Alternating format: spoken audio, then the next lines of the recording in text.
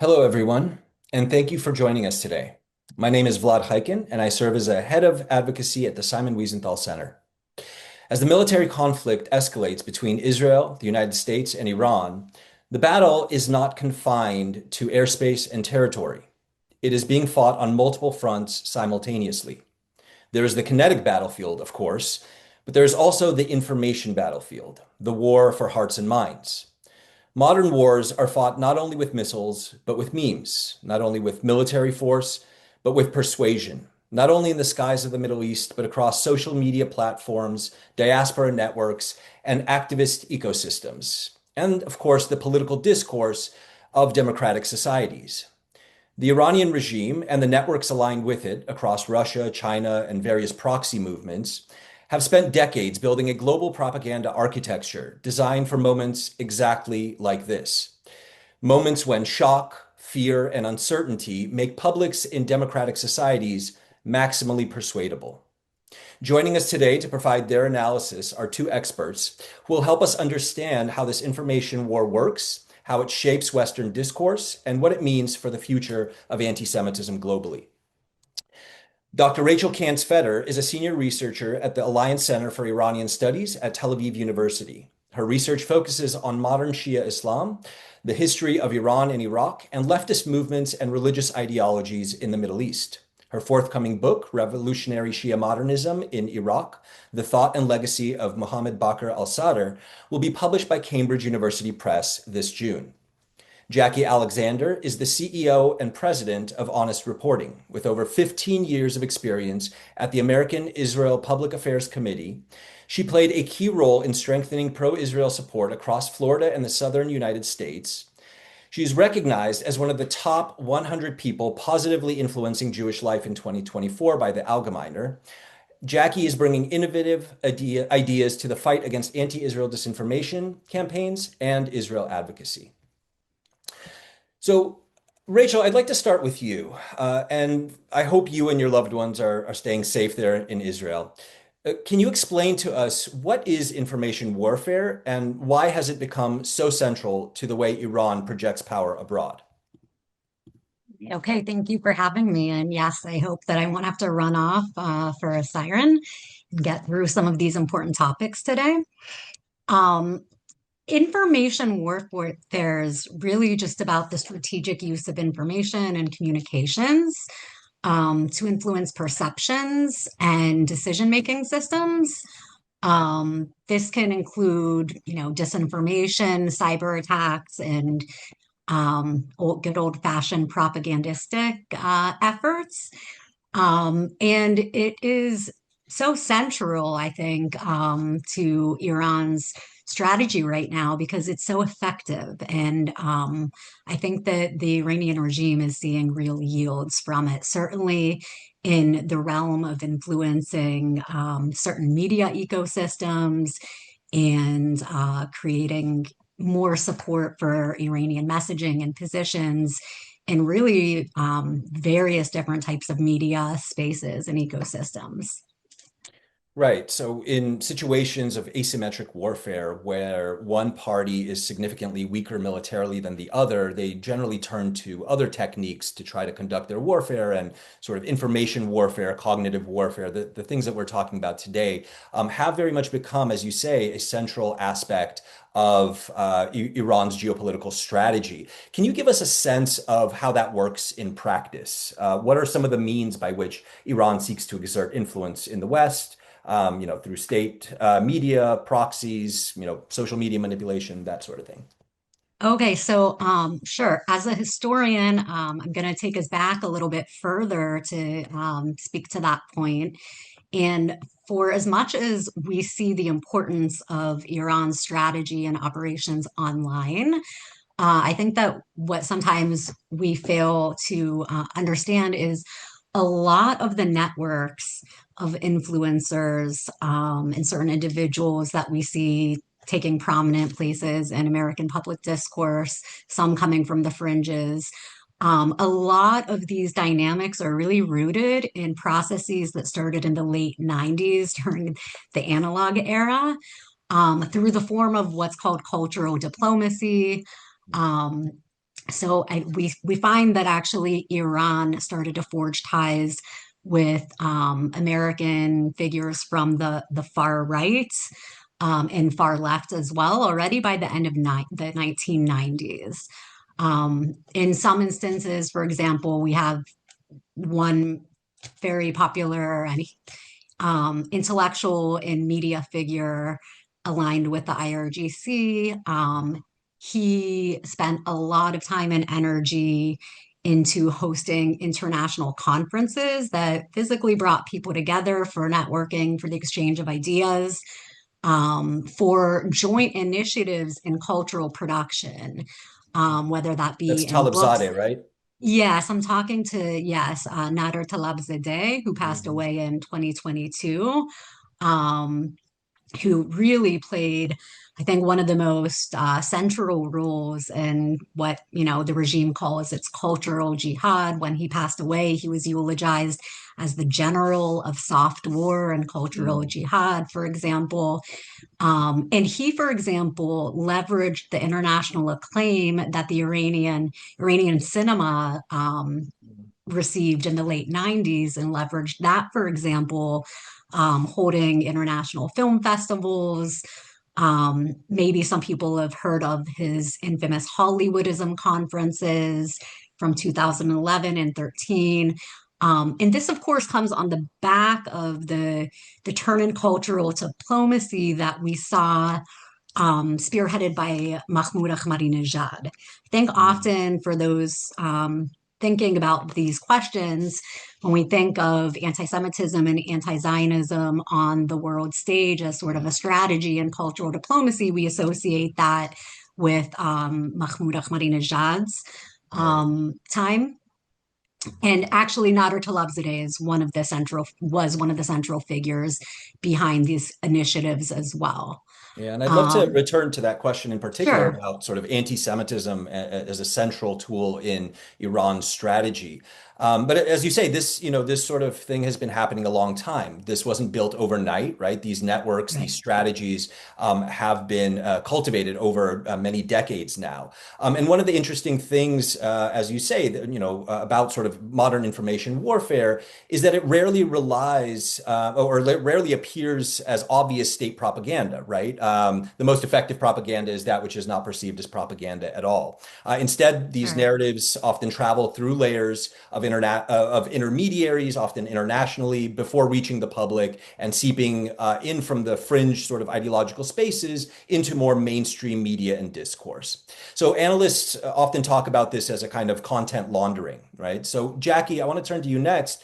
How do the narratives originating among state actors like Iran enter the Western information ecosystem? There are there are social media influencers that whose names will be very familiar to all of us because we've been hearing them over the last 2.5 years in the war in Gaza. They're the ones who had been pushing every narrative, famine, genocide, the majority of the dead being women and children, every anti-Israel narrative that ended up seeping its way into global anti-Semitism was pushed by the same actors who are today pushing the narratives that are actually very similar to what we saw in Gaza. 30% of the dead in Iran are women and children. Israel is striking civilians only. There are no military targets. And these networks all work together to amplify each other. Each of their posts will get millions of views. And then ultimately that seeps into the podcast network. Tucker Carlson will pick it up. Candace Owens will pick it up. And that's before you start having situations like mainstream Western American news unironically using things like Fars news agency, Iranian state TV, as a legitimate source without letting their viewers know that this is actually Iranian state propaganda. Yeah. Yeah, it's a big problem that we're certainly seeing right now. One thing that we see repeatedly also in these influence campaigns is that they rely on narratives that already have deep historical roots, and not only, in terms of the Israeli-Palestinian conflict itself. And of course, one of the most durable of those narratives, unfortunately, is anti-Semitism. So anti-Semitism has long functioned not merely as a social prejudice, but as a geopolitical political tool, right? Often wielded by anti-democratic regimes to attack multi-ethnic liberal democracies. So I want to ask you, Rachel, how core is anti-Semitism and anti-Zionism? First of all, in the sort of revolutionary ideology of the Islamic regime, and more importantly, as a tool in Iran's information warfare strategy. In other words, how does it function within the regime's influence campaigns? Okay. Well, there are a couple of things there. Officially, Iran has tried to make a distinction between Zionism and Jews. In its revolutionary ideology. This is actually something that in the past few years we're seeing less of. This is new.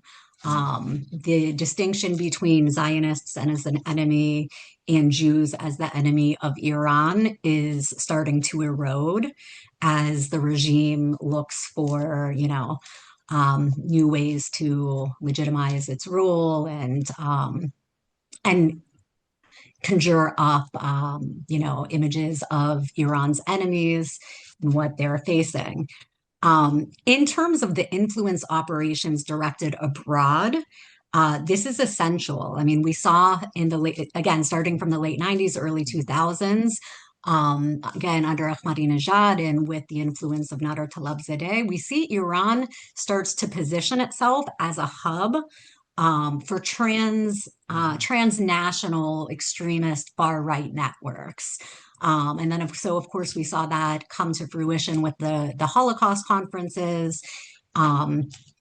This is, of course, continued and taken on, new tropes, new ideas, of course. Iran has played a role in amplifying and internationalizing the trope of deadly exchange or the accusation that Israel and American Jews are complicit in police brutality against African Americans. And of course, this plays on classical tropes also of power. So we see it in really many different spheres, but what needs to be understood is that it's really the connective tissue that unites a lot of these extremist actors who otherwise would have sort of conflicting or disparate ideological worldviews. So the anti-Semitism, whether it be the Holocaust denial or other forms of it, it's really kind of the entry point, and it binds together a lot of these different movements and ideological orientation. So it's central right now. Yeah, that's a really important point too. I know that the formation of these kind of syncretic ideological networks is very central also to Iran's strategy. And I'd love to come back to that in a bit.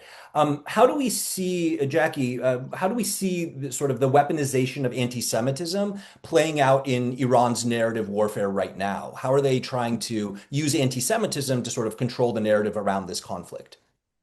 So let's take one of the things that Rachel brought up, which is the Holocaust denial that they're key at. What they're doing is they're poisoning the information, the information sources, the wells where people are getting their information. So one area is social media, which we've talked about, which is just pushing out with unnatural activity, whether it's bot activity or groups of people who are set up to help amplify each other. They're pushing information out into the ecosystem. And it's not just narratives, it's pictures, it's videos of Tel Aviv on fire. It is stories of Israel is losing the war. They're just not allowed to show you those videos. Iran isn't actually running out of missiles. They're just having Israel waste all of its time on the decoys. And now the real thing is coming. Be scared, leave today. Or pushing the messaging of some sort of moral equivalency of we either being Iran or its proxies, most prominently Hezbollah right now, we're telling Israelis to get out of the line of fire, just like Israel tells our civilians to get out of the line of fire. The difference being that there is no out of the line of fire in Israel, as Rachel can attest to, especially today. But then it goes a step further, because if you look at the statistics, 61% of adults worldwide are getting information increasingly from AI, and 36% of those are using it weekly. And AI could be Claude or ChatGPT or Gemini, or just putting something into Google and getting the AI overview at the top. And there has been a movement for about 15 years to poison the source that AI then goes to for information. That most prominently is Wikipedia, though not entirely.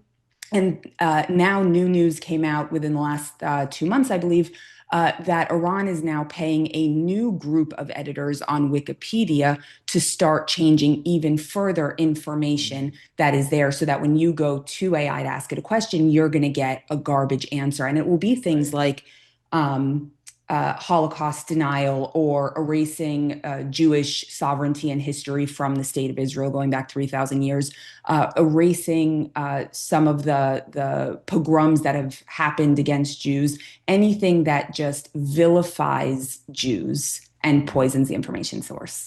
Right. So AI relies, not only AI, but also things like Alexa, right? Even Google, they rely on these third-party information sources like Wikipedia. So what Iran and their aligned sort of networks have figured out is, if you can manipulate the source of information, you can really manipulate the way that these AIs process information and the answers that they give, which ultimately shapes the way that people perceive the world and understand geopolitics and so on.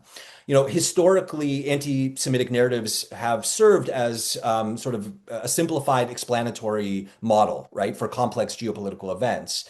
And those narratives, in turn, shape how audiences interpret geopolitical events, and ultimately how governments make policy, right? So this is really important in terms of how they do these sort of operations. What are the ways that they're injecting anti-Semitism to try to sort of undermine the war effort or reshape the way that people are understanding the current conflict? What are the narratives that they're currently pushing that you're seeing out there? There are a couple of things. The main one is that this is Israel's war, right? Mhm. Israel is the grand octopus that is controlling the entire world, pushing America into a war that it doesn't want to be fighting. American soldiers, American servicemen are dying for the Jews, for Israel. And that's the most pernicious one, right? It's what we saw with the Iraq War going back to the early 2000s. It's anything bad that happens is the Jews' fault and Israel's fault. And anyone out there who's trying to push something that actually brings truth to the narrative is accused of taking money from the Israeli government. For those people that are on social media, they'll see anytime someone posts something, not even pro-Israel, just neutral, debunking, they'll write 7,000 under it, $7,000 with the whole idea that Israel is paying $7,000 per post. Halavai, we should all be receiving $7,000 per post that we're putting out there, right? Sure. So first, Jews and or Israel are responsible for the war, but then also Jews are going to be undermining the war effort as soon as something goes wrong, right? So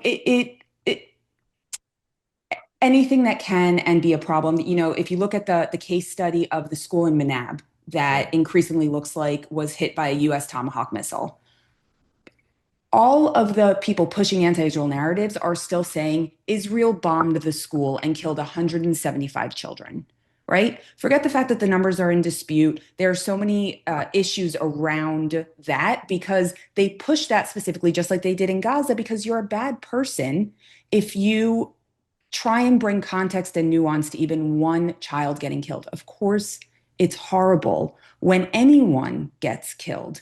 So they specifically push things and make them so outrageous in a way that you're not allowed to push back, because then you become a horrible person. Right.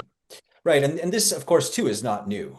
We know historically that blaming wars, conflicts on Jews, blaming them for undermining the war effort subsequently, that train is never late, right? Historically, we've seen that in World War II, we've seen that in other conflicts.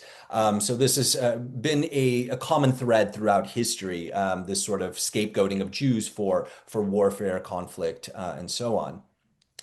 But one thing that some of our audience may have noticed is anti-Jewish and anti-Israel messaging that one used to maybe associate with the political left, now coming from the political right and vice versa.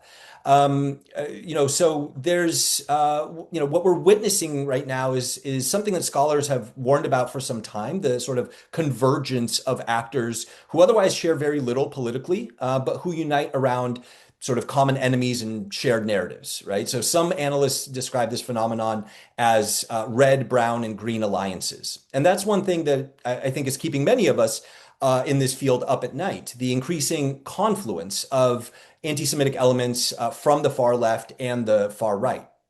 Such strategic alliances of disparate and even opposing ideological elements are certainly not new, as we've already said, but they have accelerated in recent years. Rachel, how does Iran cultivate and benefit from such syncretic networks? To what end are these alliances nurtured? Okay, if you don't mind, I'd actually just like to add something to your Sure, previous of question. course. Jackie really touched on kind of the most prominent ways that, surrounding this war that we see anti-Semitism, the notion that this is Israel's war, that Israel even is controlling the decision making. Um, did we lose everyone or? Nope, we're Okay. still here. Okay. Sorry about that. Um, okay, wonderful. Yeah, I think that maybe something that certain political observers are starting to notice is that there's also a theological dimension Mm, of this kind of coordinated use of anti-Semitism to undermine the motives and the narrative surrounding the war right now. right. And we're seeing this on the American right now through attacks on Christian evangelicals. And I think that these are some the theological elements in what we're seeing is also something that's been building and it has its roots also going back to some of the processes I was discussing earlier. But I think that there's really a lot of success in this prong of their attack and their way of um, eroding support within America for this current war and American support generally um, for Israel. So that's something that's important too to take note of. Also, I mean, when we're getting to the alternative media spaces, Mhm. there's also a lot of eschatological framing, end times, apocalyptical framing about what's going on right now. And while those sort of for some people, those ideas are more eccentric.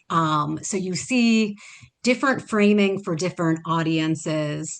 And this is something we're seeing more of, actually, a And lot of let's this kind of civilizational doom, Right. American decline. These are also themes and that are connected, of course, to Jews in power, and of course, that are engineering this. So I think that Right. So what you're theological, saying, I think, is that the sort of the propaganda narrative is chosen specifically for the audience, right? They choose the yeah, specific to sort of reference the specific values, the specific frameworks, right? The specific worldview of those they're trying to seduce ideologically, right? There isn't a single narrative. There's actually a bunch of different narratives, all tailored to different audiences. Is that right? absolutely. I mean, I've seen different variations of these narratives, maybe some less apocalyptical framing, for example, in Bitcoin communities, in Minecraft. I mean, really in places you wouldn't expect it. So yeah, certainly the different messages and, whether there's sort of a theological framing or spin, um, or reliance on sort of more classical, um, familiar types of anti-Semitism. It absolutely the messages are tailored, and I think that some people would be surprised to see exactly how they're doing this in different spaces online. So I'd So love to come back to this question sure. of these sort of ideological, sort of disparate ideological alliances, right? These red, brown, and green alliances that we've been talking about. How does Iran sort of cultivate these syncretic alliances, and to what end are they bringing together people from the far left, far right, and other extremist spaces? What are they trying to achieve? Um, well, they've been doing this for, again, I think over the past 2 decades. Um, it began by cultivating relations and ties with different representatives of different communities and movements separately. Hmm. So, separate events would be hosted in Iran for the alt-right or Holocaust denial, that kind of crowd. Also interfaith and anti-war, delegations, people-to-people diplomacy. So you see that type of more interaction um, with the far left. But it's really about around 2014, I think that we can say that we see Iran, and this actually pertains to Iran's collaboration with Alexander Dugin, where we see an effort to unite those different groups and ideologies and movements. And that again, that has taken place, I would say, since about 2014. And I think that I've seen participants who will try to explain why they shared a stage with someone from the far right when they're, let's say from Code Pink and Right. anti-imperialists and all of that. And so everybody has their explanations for why they share stages with one another and so forth, or they didn't know that this person was going to be speaking. But this is kind of the MO. The period of Corona kind of and also US sanctions on some of these actors definitely paused a lot of those in-person activities, the international conferences, and so forth. But there are new initiatives and actually new types of media joint initiatives. Some of the influencers I think that Jacki probably had in mind that we all know, and some of them, for example, have recently done, trips to Iran.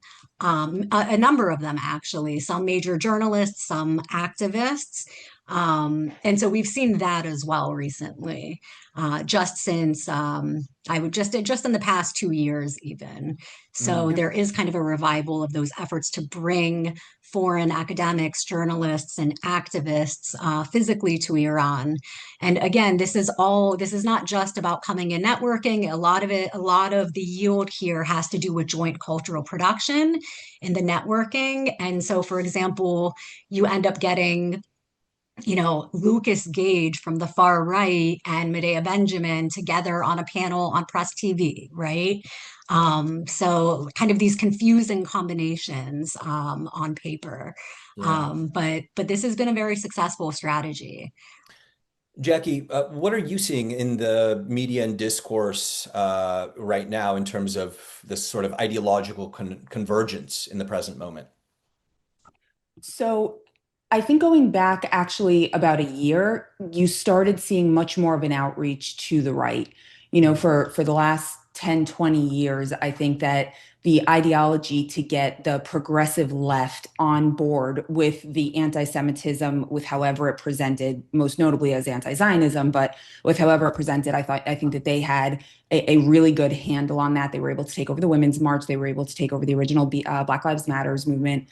Um, they had a very good handle on that. And over the last year, you started to see a shift, not just with Iran, with Qatar also, and also with the activists that are prominent, the biggest voices online, saying, why have we always aligned with the left? If you look at our core values, if you look at our social values, we've always been a much more conservative movement. And I think, going back to what you said earlier about there being multiple messages for multiple people, they knew they weren't going to lose the progressive left by saying that. They had already figured out where their ties were. So they could now start figuring out how to start cementing on the isolationist right to bring in the red-green alliance, the horseshoe theory, however you want to refer to it, start bringing in the multiple anti-Semitisms that people believe in order to further vilify the Jews. And that's what you've been seeing a lot more of. And what's scary is that among those voices, you're starting to see, I don't want to say the shade coming off, but because there was never a shade to begin with, but where there was very much a let's call them Zionists or Mm. Zios. All of a sudden, it's guys, why are we doing this? They're Jews. Call them what they are. It is Mm. very much out of the closet, trying to make anti-Semitism as mainstream as possible. So it's a bit of a mask off moment. I love that you said, the sort of multiple anti-Semitisms, right? Because I think that is very true, that there isn't a singular anti-Semitism that exists. To Rachel's point, the message is cultivated specifically for the audience, and that includes anti-Semitism, which I say always dresses for the occasion. If it seeks to seduce people on the left, it will show up in a way that resonates with the values and frameworks and worldview of the left. If it seeks to seduce people on the right, it will do the opposite. If it seeks to seduce people with a Christian worldview, it will reference the Gospels and Christian values. If it seeks to influence those with an Islamic worldview, you get the point, right? And I think it's also interesting to note that the Iranian revolution itself, I think, came about through sort of the coming together of these disparate ideological elements, right? Progressive students, leftist groups, as well as more sort of Islamist aligned elements, right? Theocratic kind of elements. So that's really interesting. So a lot of this that we were discussing here today becomes especially visible during moments of crisis in which anti-Semitism and other sort of conspiracist elements can really thrive and take root.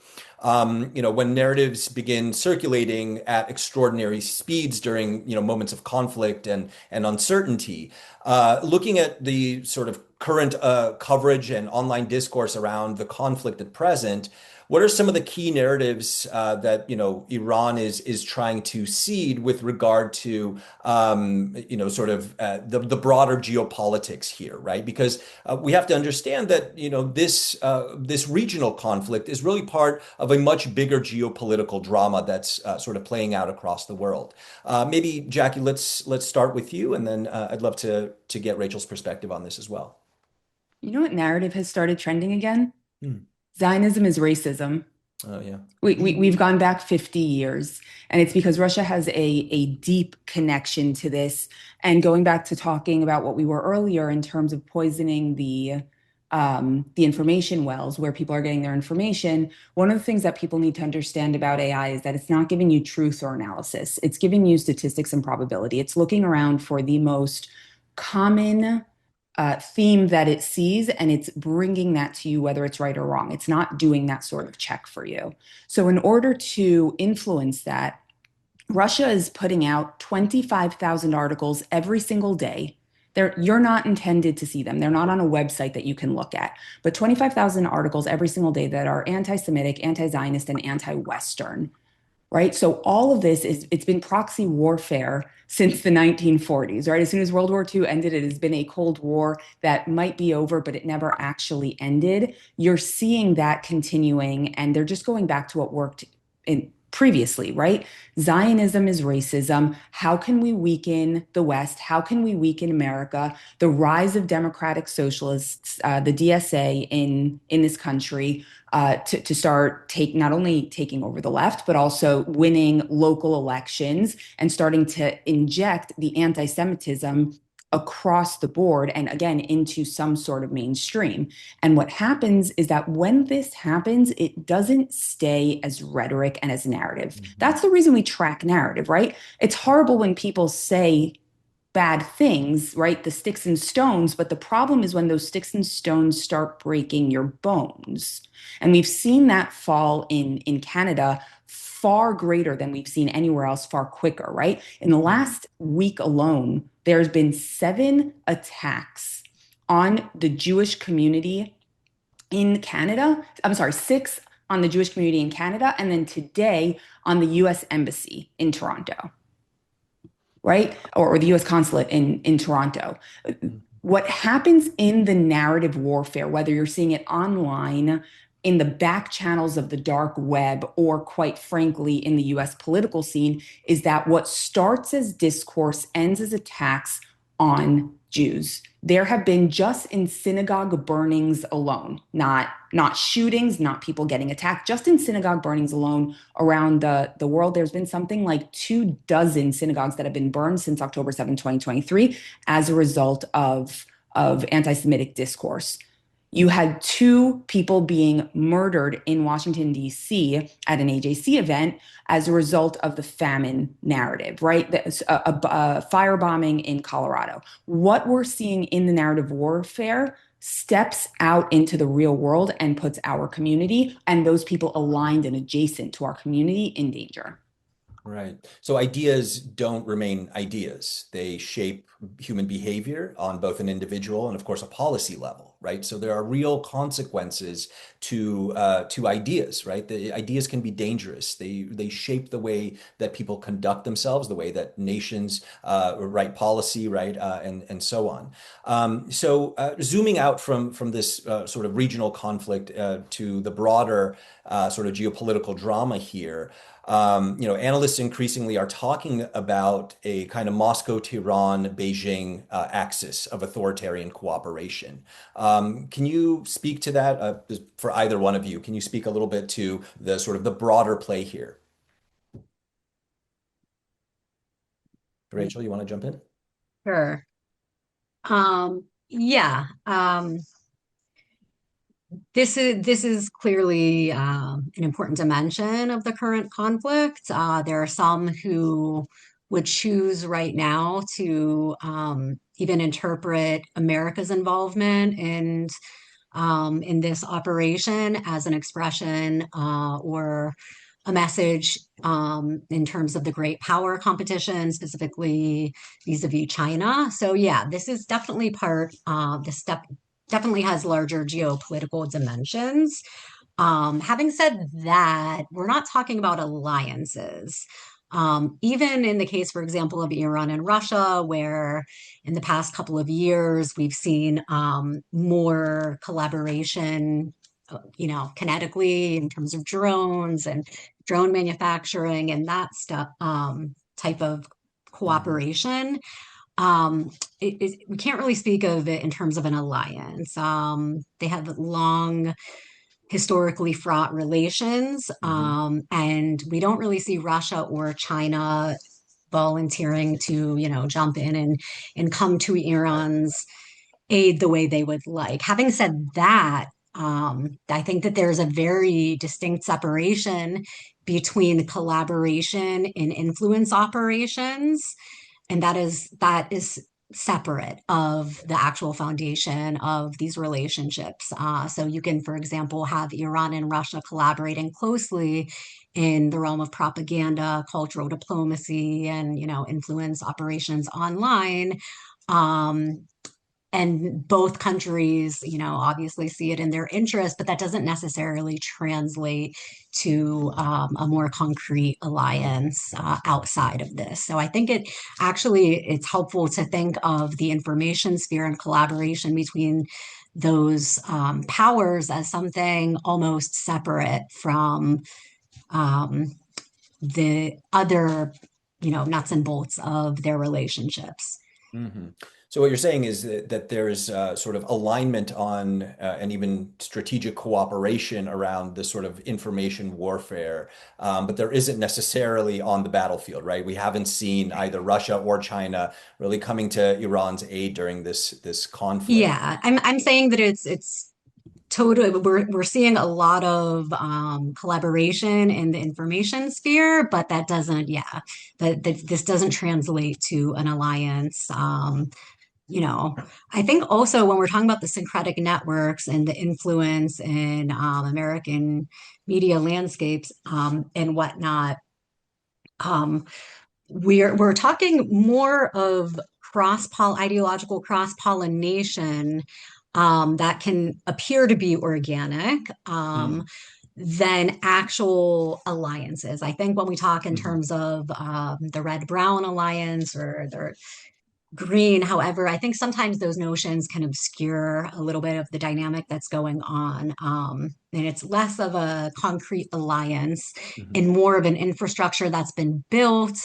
And, there's kind of a reliance on American journalists and academics to do the work themselves. And then, in which case, Iran and Russia and China amplify. Right. But there is a heavy reliance on actors who are opposed to American positions, foreign policy, and whatnot. And also, I think that something important. Oh, okay. Iran's not going to let me tell you what I thought was important. I have to go to the shelter. Okay. Sorry. We're so sorry, Rachel. Thank you so much No for joining us. problem. Basic. I will see if I can try to get back on, but it No might be over worries. by We then. understand, So, of course. okay. Thank you for joining us. Thank you. All right. Sorry about We'll this. be keeping you in Okay. our thoughts and prayers, of course. Okay. We're all right. Thanks for doing this. This is Of important course. work. Thank you Okay. very much. Bye. So Jacki, I'll turn it to you then. It's no surprise, of course, that Russia and Iran have this kind of cooperation where it comes to propaganda and influence campaigns. This sort of information warfare is central to Russia's geostrategy as well. And that's not surprising given that the head of state of Russia, that is Vladimir Putin, is a former KGB agent. And as the old adage goes, there's no such thing as a former KGB agent. Once a KGB agent, always a KGB agent. You always think about the world in that way, and will tend to govern accordingly, right? And that's exactly how we're seeing the Putin regime govern through disinformation, through subterfuge, ideological subversion, etc. Right? So, how are you seeing these sort of this sort of a transnational cooperation resulting in manipulation of our information ecosystems? Look, what's amazing in terms of the manipulation of the information ecosystems is how unaware people are of them.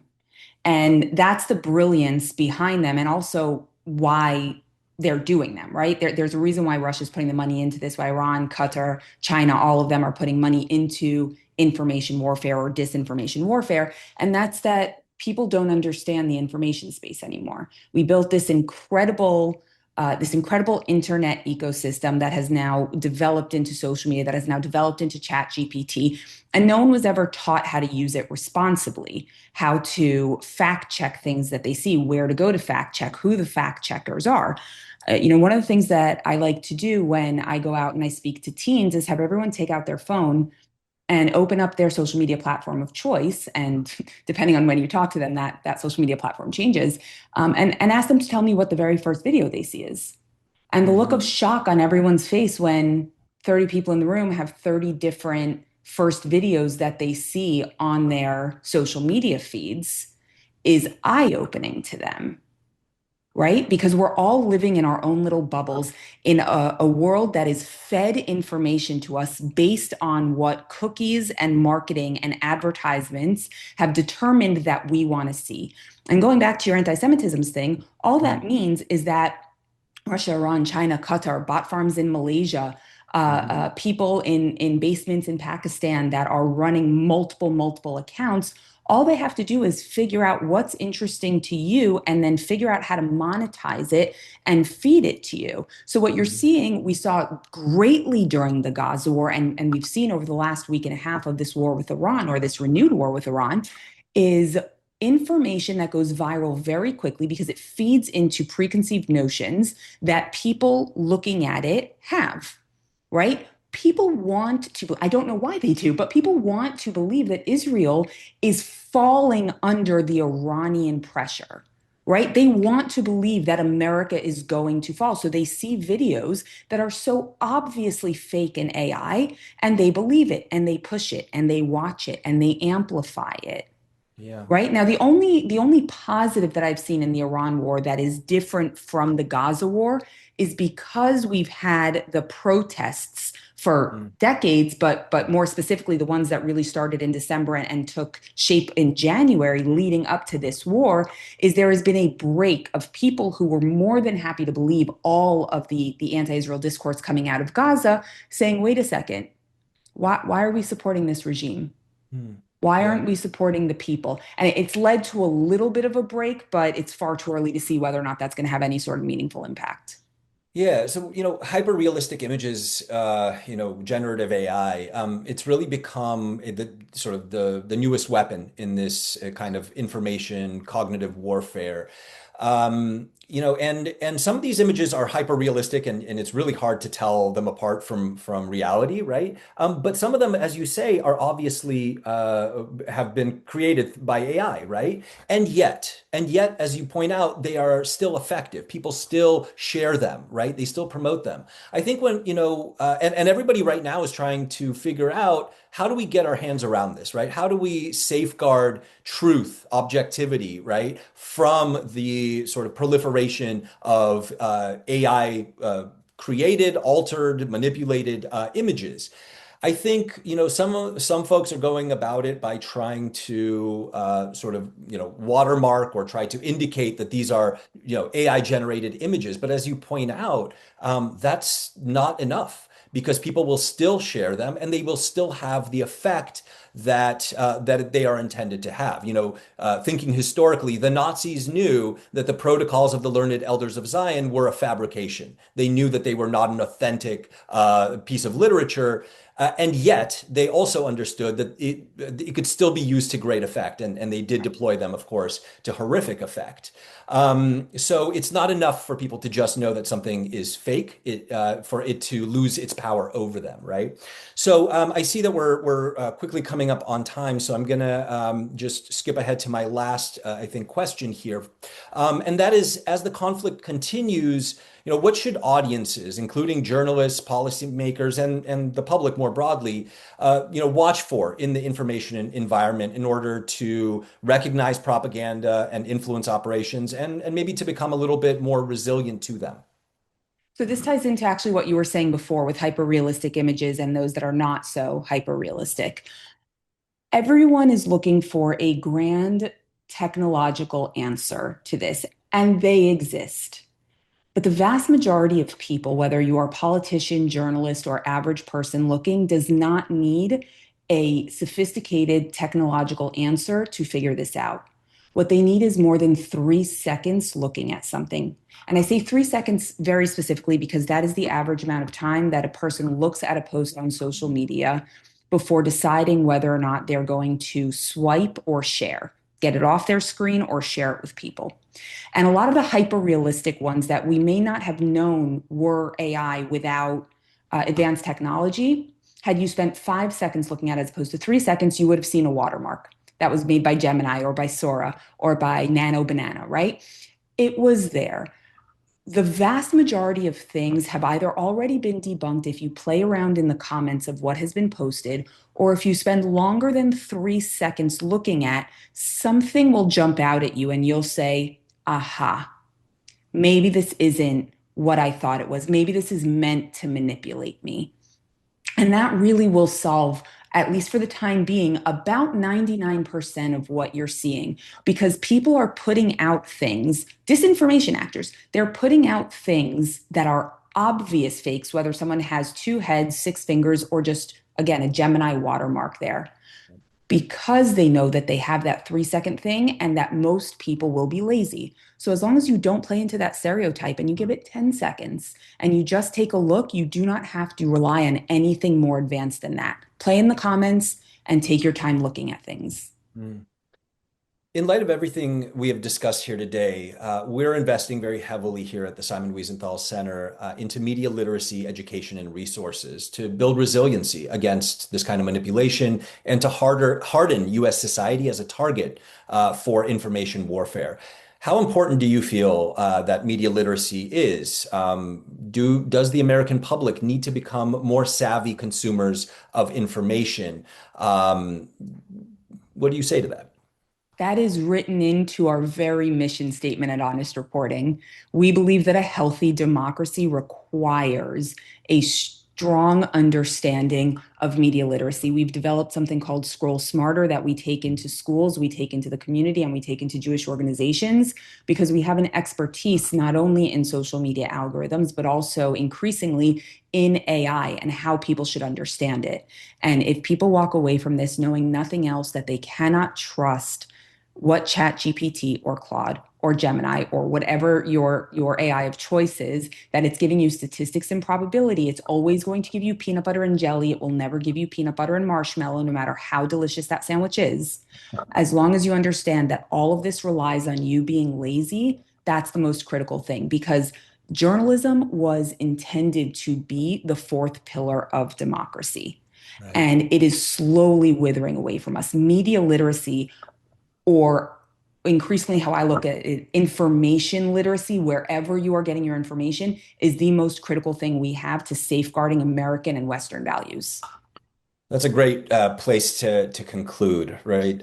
Is really this idea that a democracy requires an informed electorate, right? And if that electorate can be easily manipulated in terms of what they believe to be true about the world, then democracy cannot stand.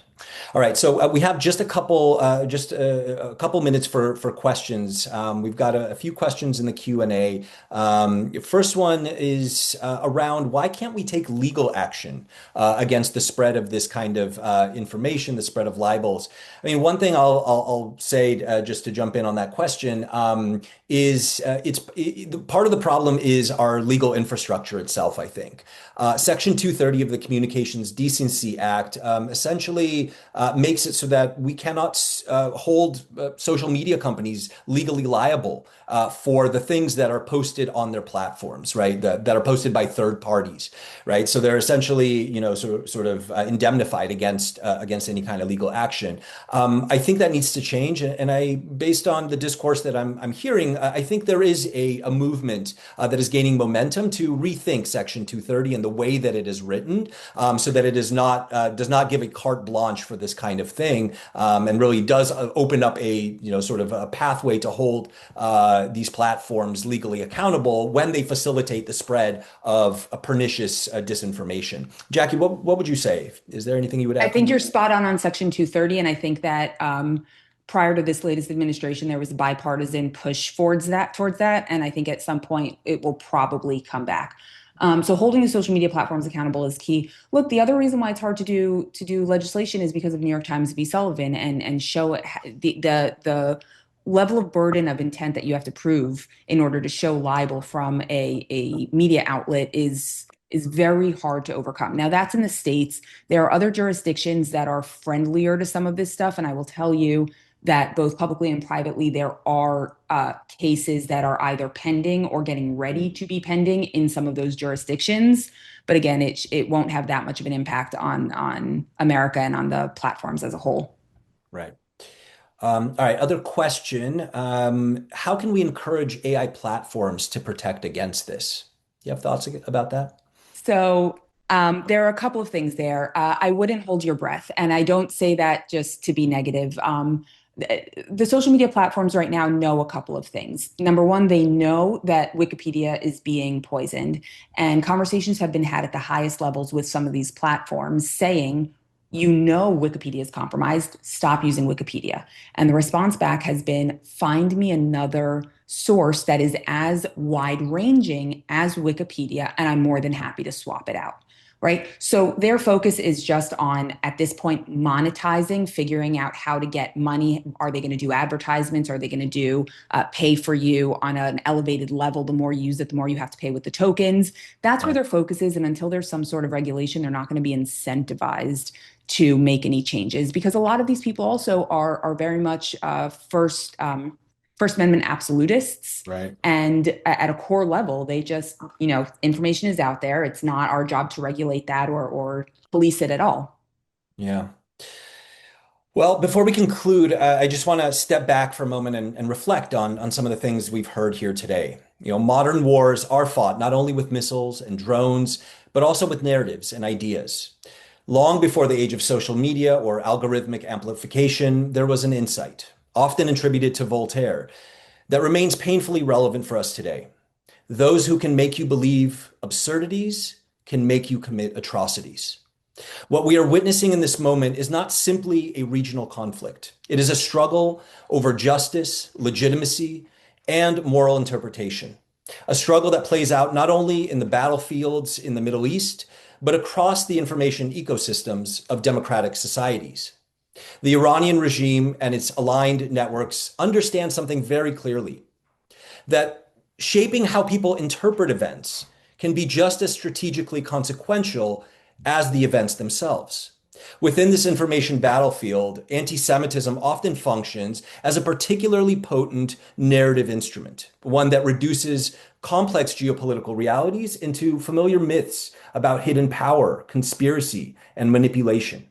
Understanding how these narratives operate, how they are constructed, amplified, and embedded in public discourse is therefore not merely an academic exercise. It is essential for anyone concerned with truth, democratic resilience, and the safety of Jewish communities worldwide. In fact, these very questions are examined in depth in a forthcoming research publication from the Simon Wiesenthal Center, which maps the narratives, networks, and techniques used in Iranian influence and disinformation campaigns targeting Western discourse and illuminates why anti-Semitism must be regarded not merely as a threat to Jews, but as a national security vulnerability that is being exploited by authoritarian regimes hostile to the West to undermine our democracy, both domestically and globally. Please head to our website, wiesenthal.com, and sign up to receive the report when it's released. I want to thank our panelists for helping illuminate this landscape, and thank you to all of you for joining us today for this important discussion. See you next time.